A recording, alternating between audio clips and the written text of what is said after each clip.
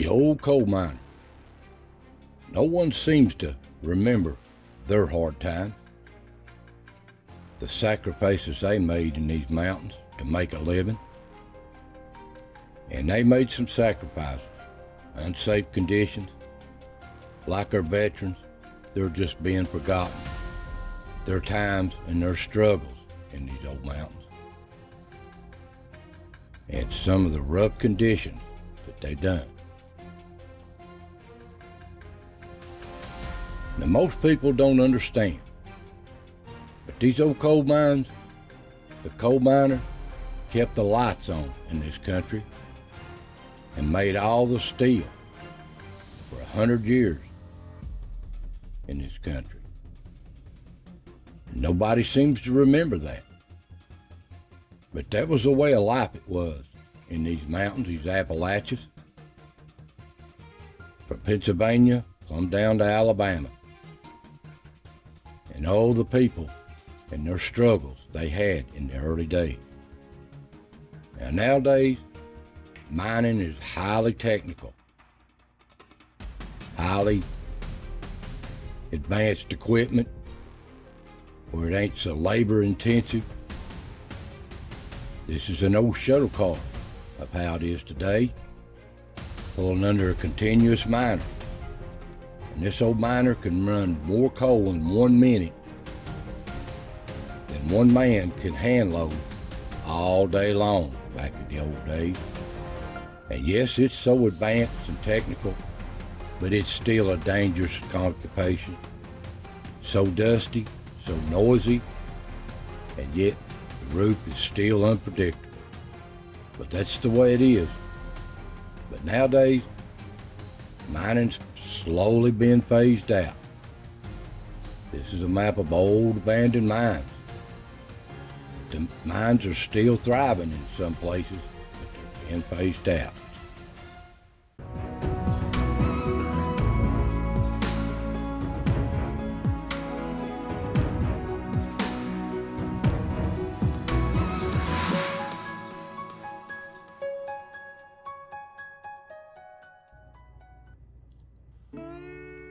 One thing about these Appalachian mountains, it's either logging, moonshining, or coal mining.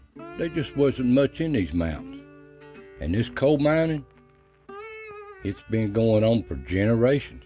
That was the good paying jobs in these mountains, if you didn't have no big farmland.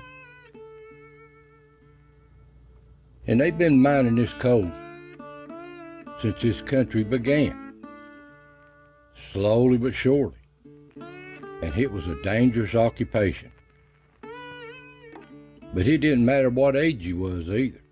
And a lot of people come into this country, these immigrants, starting a new life, they come into this country, they didn't have no land, they didn't have nothing, and there wasn't no social programs back then, so you had to work.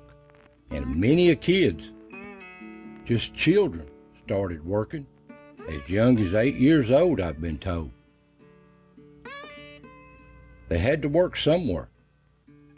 They had to do something to put food on the table to help their family. So they started out early. Just boys. Just boys. And the company started them out usually just doing light work. Ponies.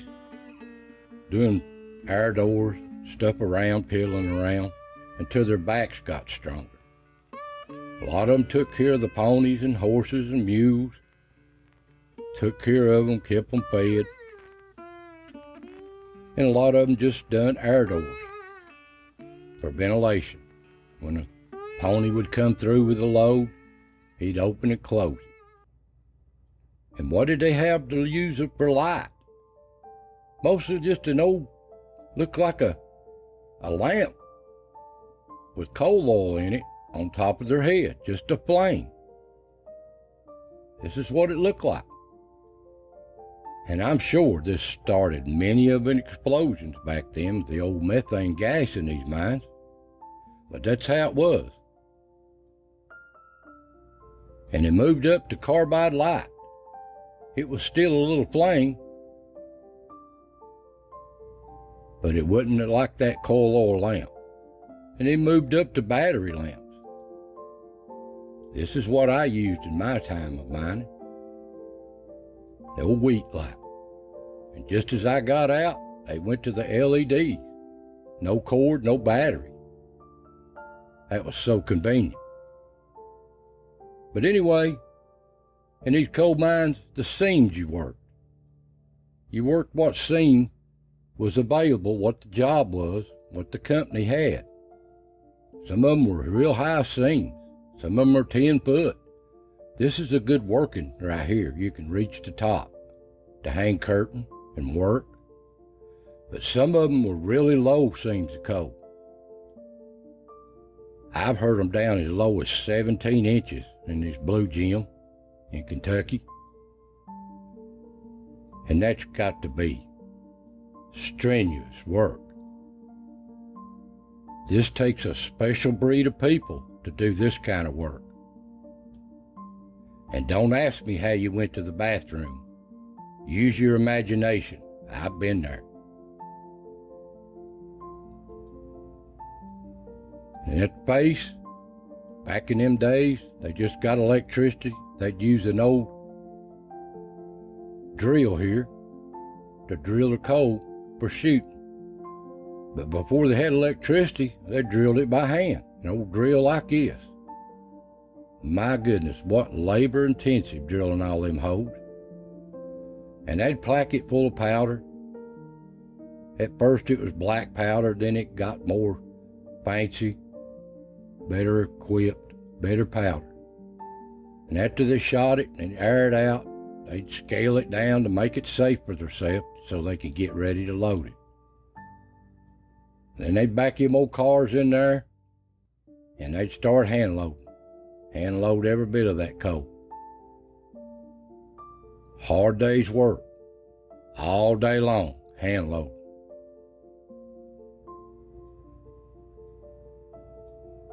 Labor intensive, day after day, back-breaking work. But it was a living. And then they'd haul the cars from the face out on the main line on the track with an old mule or pony, whatever the height would allow. And they'd haul it outside, dump it at the coal tipple or over the hill where they could load it into trains or trucks, wherever they took it to. And to keep this old track up where they could haul the coal, the mules could pull it on, they had an old track man. He kept the track up. Without it, you couldn't get the coal outside. That was a labor-intensive job in itself. Now these men, they were hard-working men, and they were like brothers. Like brothers. And it did not matter what your age was. It didn't matter for sure what color you was, because the end of your shift, we all looked the same.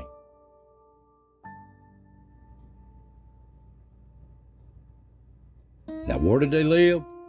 The bigger mines had coal camps like this with housing for their men. Some of them they rented them to, and some of them they furnished. And some of the camps were really nice camps. These were the big mines, the really big mines, especially up north. But most little ones down here in the southern Alps was like this. The mediocre mines, the medium mines, just little old places like this, more or less shacks to keep a roof well out of the weather. Some were better than others, some were not. Little old places like this to raise a family. Come in and rest and get up and hit it again the next day.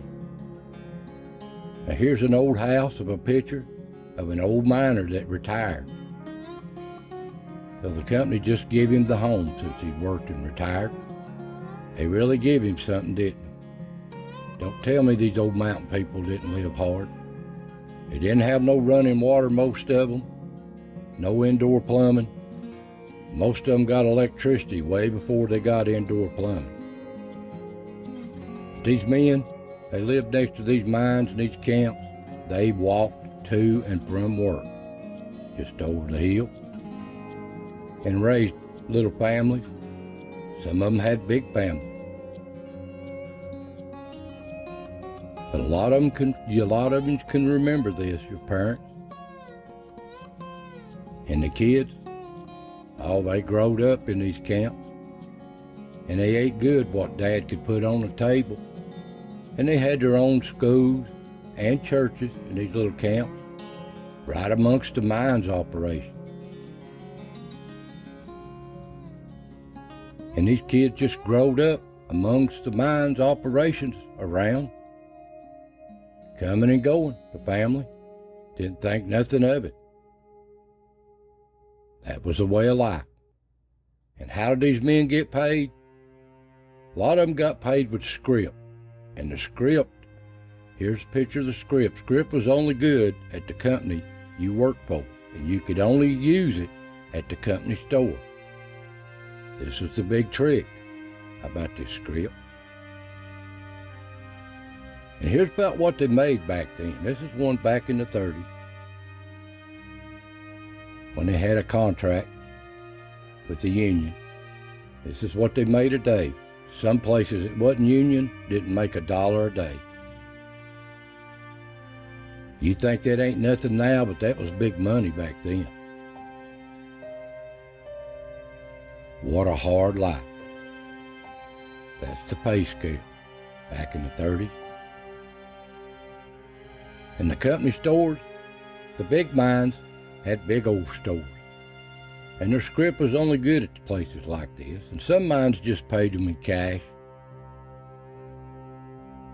But these stores, well, most of them look like this, just little old operation stores. But the scrip was only good at the company store that you worked for, so you couldn't use it in town or nowhere else. So some of them took advantage of the prices and stuff. And men slowly got in debt to these stores, so they worked all the time just to pay off their debt. Some were always owing money, so it's an endless cycle of never catching up. But what else are you going to do back in the 30s? The Great Depression was on, and there was no jobs to be had if you left these mountains. No job. You was lucky you had what you got to put food on the table for your family. So that's the way it was. And these men show up sometimes, they'd have so much coal on the ground or nothing was selling because of the times, there'd be no work. But no work, no pay. So them was some hard times. And these men, they worked in some unsafe conditions, but they tried to make it as safe as they could. But that was the way it was back in them days. They didn't have roof bolts back in them days. They used timbers, and these timbers would support the top, or it would just warn you that the top is coming down. I've been setting timbers before, and before I could knock a cap wedge tied on it, it would set down on it. And they make them as safe as they could, especially these old kettle bottoms. And you'll say, well, what are you talking about? What's a kettle bottom? Well, here's a kettle bottom. It's a mining term for an old petrified tree stump in prehistoric times when coal was being made, developed in the ground, and they'd fall out like this for just no reason, just fall out. Here's a rare old picture of one that fell out. You could see it. Looks like a tree stump. If that fall on you, you under it, it's your time. It's your time. So you had to watch out for stuff like that. And you'd see stuff like this on the ceiling between the coal and the slate when you took the coal out. Old prehistoric plants. And these timbers, they would warn you when that top was coming down. It'd just set down, slowly crush it. Break them like toothpicks. And sometimes on the travel ways going between the outside and the working face, this is what it looked like. You ever heard of a rock fall and timbers breaking? That's a sight to see, and you'll never forget it. Here's what it sounds like.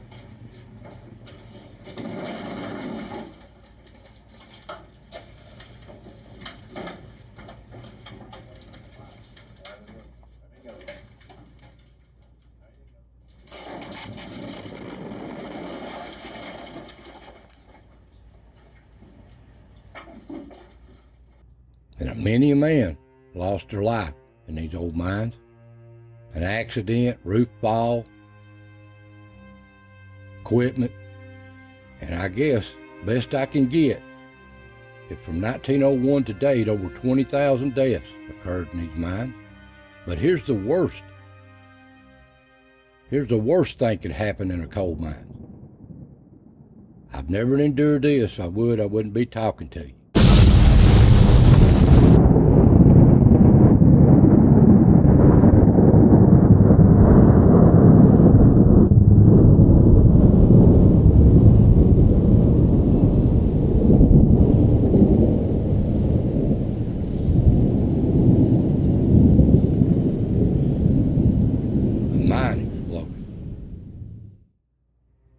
It's like being inside a shotgun shell or a shotgun barrel in a confined space. You can't survive that. Nobody can.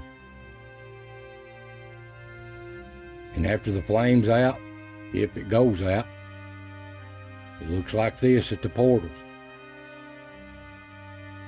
And Mesa can't give me a exact date, but over 300,000 or 300 coal mine explosions have happened in the last 100 years. A lot of men, thousands of men have lost their life in these coal mines. It's always been the most dangerous occupation in this country. And here's just some of the deaths, list of deaths of just a few of the many mine explosions. This is a Fraterville mine where 216 died. Some in these mines was just trapped and couldn't get out if they survived the explosion, but they run out of air before anybody could get to them. And a lot of them were just left in the mines for years until they reclaimed them. Sad stories. But the most saddest story, this is just one of many stories that men have wrote when they know they're dying in the mines and can't get out. Nobody can get to them. And I'm going to read it to you. Ellen, darling, goodbye for us both. Albert said the Lord has saved him. We are all praying for air to support us, but it's getting so bad without any air. Ellen, I want you to live right and come to heaven. Raise the children the best you can. Oh, how I wish I could be with you. Goodbye. Bury me and Albert in the same grave by little Eddie. Goodbye, Ellen. Goodbye, Lily. Goodbye, Jimmy. Goodbye, Horse. It's 25 minutes after 2. There are a few of us alive yet. Jake and Albert. Oh, God, for one more breath.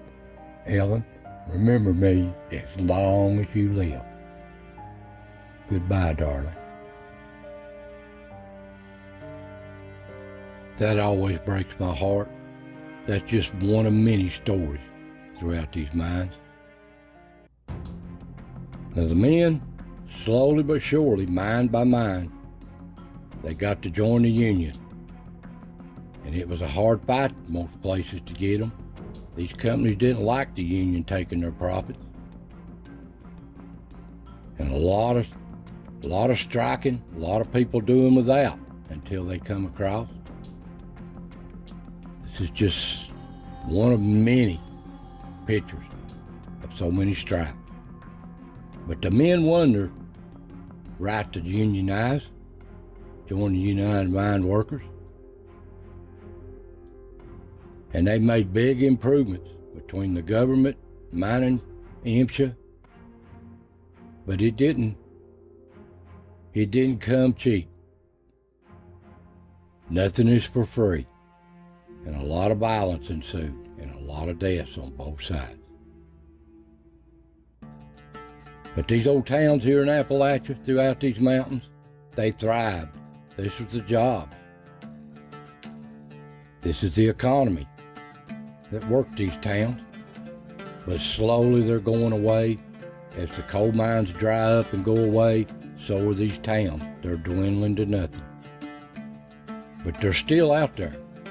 Our miners, still out there working what few's left. And they risk their life every day in this ground. And how do I know this? I spent over 30 years in the coal mine. So I want to thank you for watching, and bless all my brothers out there that's still working in these mines. So here's a little thing, contribute to all the coal mines.